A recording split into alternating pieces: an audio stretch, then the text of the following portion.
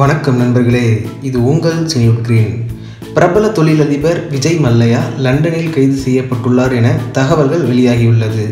பிரபல தொழிலதிபரும் கிங்ஃபிஷர் நிறுவன உரிமையாளரும் பெங்களூர் அணியின் உரிமையாளருமான விஜய் மல்லையா லண்டனில் கைது செய்யப்பட்டுள்ளார்.